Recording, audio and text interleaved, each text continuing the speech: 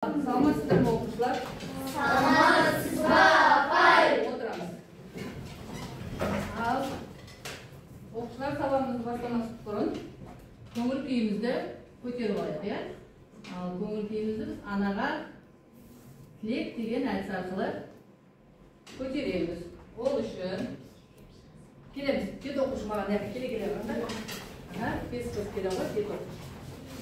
Яғни анаға арнап тілектерді белгілейміз, де? Былай тұра тұрғанда. Былай бар. Бірінші үнжу бастай ма? Үнжу, қай тілекті айтамыз? Атын атап барып не қыламыз? Түртеміз. Махаббат. Бер ғайнақ келеді бі. Келесі. Қуаныш тілейді. Келесі. Мереке тілейді. Жақсылық тілейді. Бақыт тілейді. Шаттық тілейді. Береке тілейді. Мінеки аналарына арналған біздің гүл шоғымыз дайын. Рахмет. Енді отырмай қоя тұрыңдар. Сабағымызды бастамас бұрын топқа бөлініп алайық. Келе қойыңдар, оқушылар. Шыға қойыңдар. Кел, тоғызыңдар шық. Бұл жерде тағы да түрту арқылы, иә, топқа бөлінеміз. Мен түсіндіріп өтейін. Бұл жерде қазір камерадан былай тұрыңдар. Түрткен кезде астынан сан шығады. Не бір, не екі деген. Бірді таңдағандар бірінші партада отырамыз, екінші таңдағанымыз екінші партада отырамыз. Ал Данил, баста. Қайсын басамыз? Тез келген, тез. Екі. Бер ғай тұра бер. Келесі. Бер сайын. Екі. Келесі. Екі. Келесі. Екі. Келесі. Қыздар. Бір. Келесі. Аделина. Бір. Келесі. Олжан. Бір. Келесі. Інжу. Екі. Келесі. Бір. Болдық қой? Рахмет. Кім бір, кім екі? Бірлер мына жерге отырамыз, екілер мына партаға отырамыз. Тез отырағандар. Бол. Тез, бас керек емес. Кітаптар отырағандар. Тұра берсін. Отырамыз. Есай өмірінде.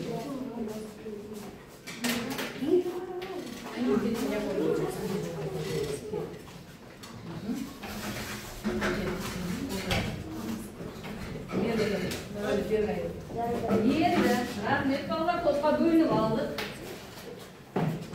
Ал балалар, өткен тақырыпты еске алайық, иә? Өткен тақырып бізде қандай болды? Қауіпсіздік ережесі болды. Ал кәдеге, оны біз Edulay платформасы арқылы білімімізді анықтаймыз. Кім шығады бірінші? Кім шығады? Олжан, келе ғой.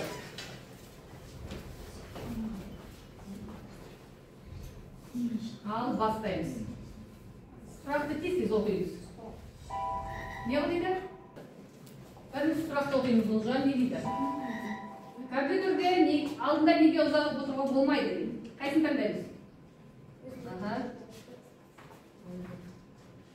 Яғни өзіміздің денсаулығымызға байланысты. Дұрыс дейді, отыр ғой, келесі, Дидар, кел. Компьютерде ақау пайда болған жағдайда қайсын?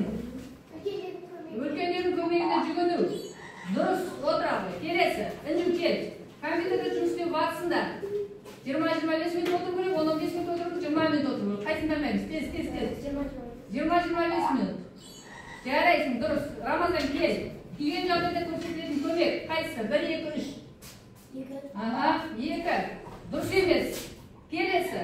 Кел. Нұрәлі, қауіпсіздіктің орысша атауы. Опасный, безопасный. Қайсысы? Безопасность. Жарайсың, дұрыс, отыр. Кел, ерсайын, кел.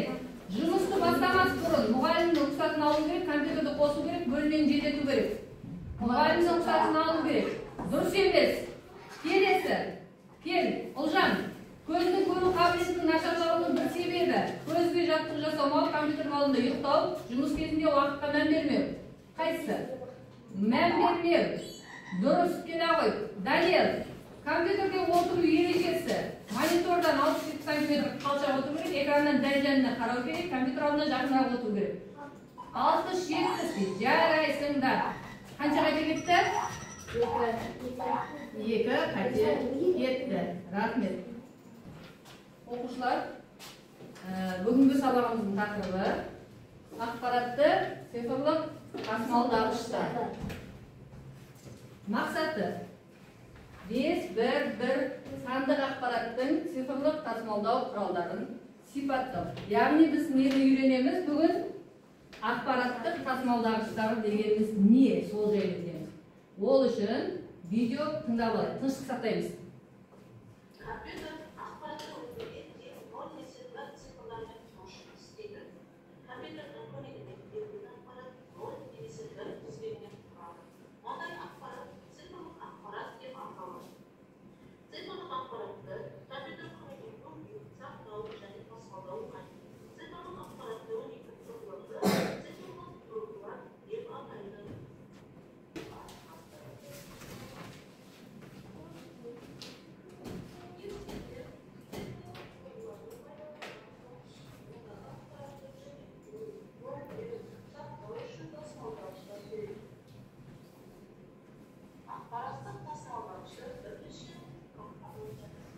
Қараймыз, тыңдаймыз, тапсырма.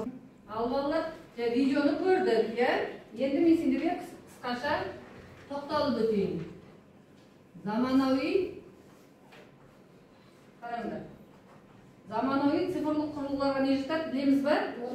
Ноутбук жатады, ұялы телефон, планшет, электронды кітап. Ноутбук дегеніміз не екен?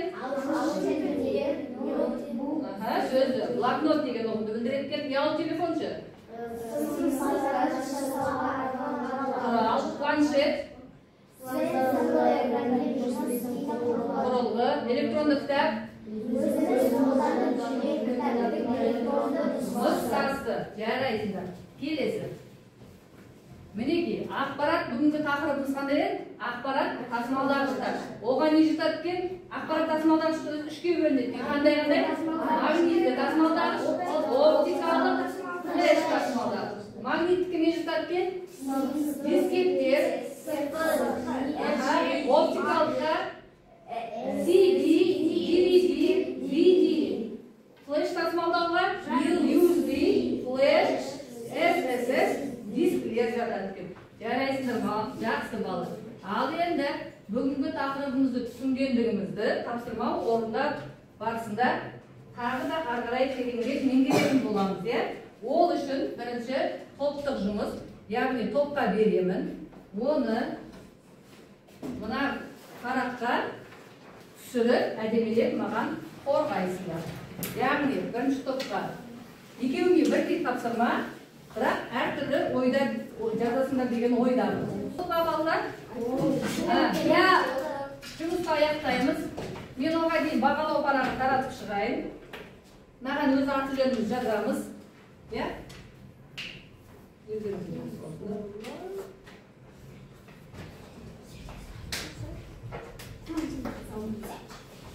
Маған өз аты-жөнімізді жазамыз. Бағалау парағы. Енді, болдық па? Кім болды? Болдық па? Болдық па? Тағы тапсырманы топтық жұмысты аяқтап? Болды.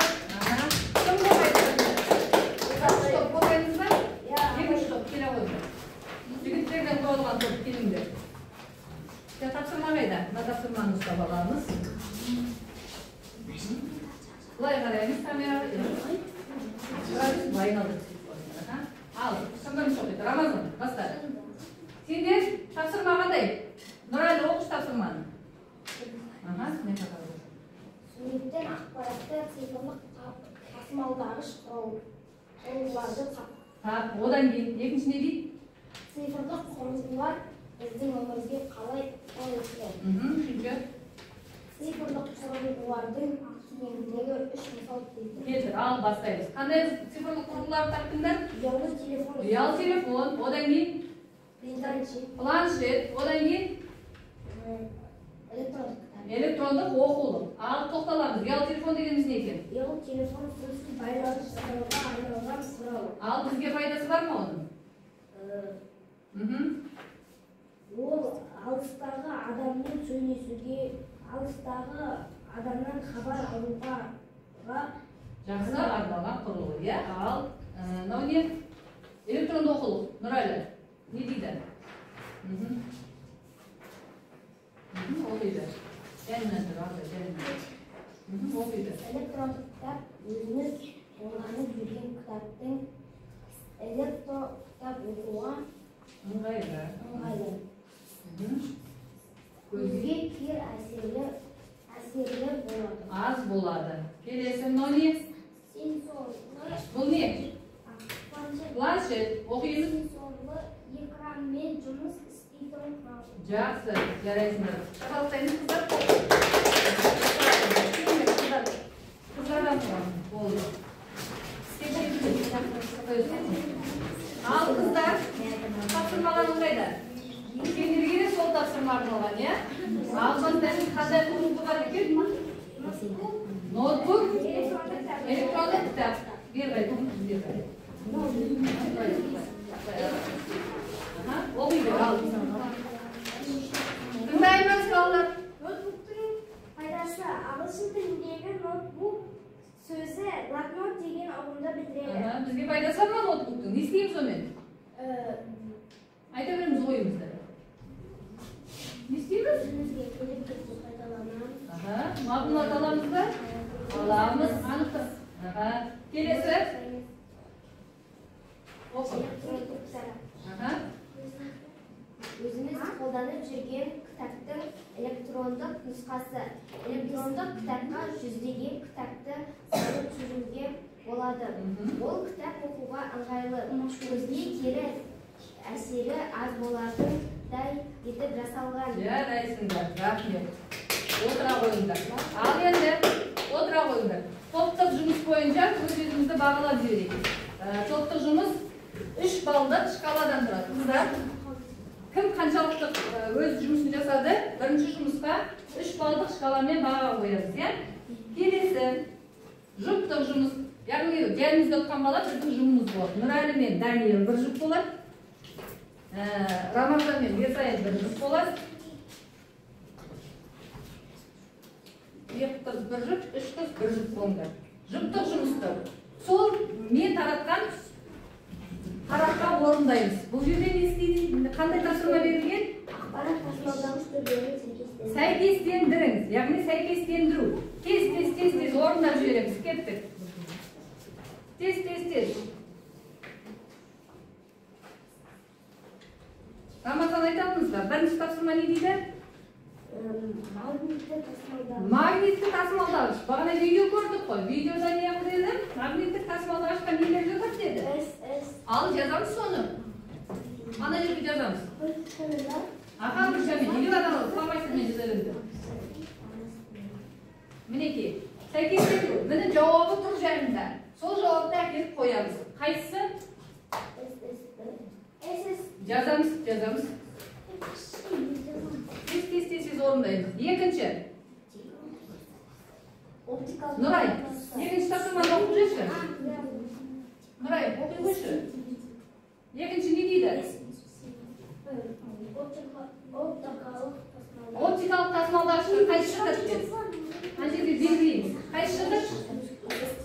Оптикалыққа? Қайсы жатады?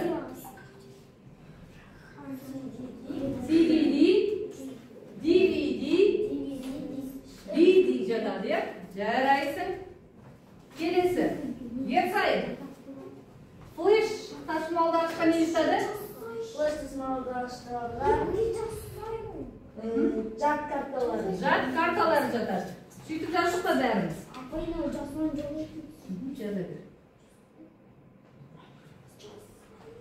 Жарайсыңдар. Екінші жұптық жұмыс бойынша бағалау парағына 2 балдық шкаламен өз балдарыңды қоя беріңдер. Жарайсыңдар. Болды. Келесі тапсырмамыз Болды, жүктікті жинайық. Аяқтандық қой, иә? Жарайсыңдар. Келесі, жеке жұмыс.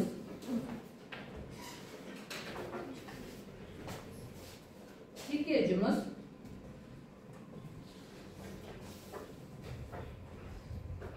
Жеке жұмыста не дейді? Қандай тапсырма берілді? Тақтаға бір қарайық, алдарында парақта да тұр. Не қыл дейді? Аделина, оқышы. Жұмыс үстеліндегі компьютер батырмасын тінтудің оң жақ батырмасымен шет. Екінші. Пайда болған теңестірген спойсты. Қасиет батырмасын тінтудің сол жақ батырмасымен шет. Компьютер жазудың көлемін анықтап. Яғни бұл практикалық тапсырма. Қаяқта орындаймыз? Компьютерде отырамыз бір компьютерға. Жылдам отыра қаламыз. Бәрі жетеді. Арғы бетте де тұр. Інжу сояқ отырам ғой. Отыр, столды тартып, отыр. Данияр, отыр әнжелге, босқа. Ерсайын отыр дер, әнжелге отыр. Отыр, бар ма? Не деді тапсырмада? Жұмыс үстеліндегі компьютер, яғни мой компьютерді тауып аламыз. Мой компьютер. Сөйтеміздер тышқанның сол жағын басамыз. Соның ішіне неге кіреміз? Свойства дегенге кіреміз. Одан кейін барып, компьютердің несі бір дейді? Оперативная память, яғни несін деп тұр? Жадының анықтамасы, қанша екенін бір деп тұр. Дидар тауып тұр, қанша болып тұр? Оперативная память қанша? 16 не? Гигабайт. Гигабайт дегеніміз не? Ақпараттың өлшем бірлігі. X пен жап. Тышқанын сол жағын басамыз дедік. Ар жағын. Бас. Свойствоға барамыз. О жерден қосымша терезе шығады. Қазір қояттық.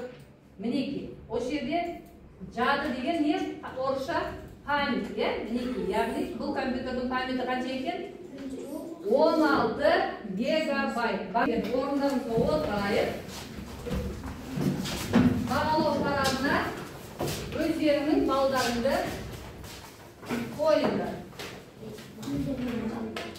2 балдық шкаламен. Мүмкін біреуін бір қоясыңдар. Себебі мен айтпасам орындай алмадыңдар. Біреулері. Мысалы біреулері кім? Дидар өз орындады.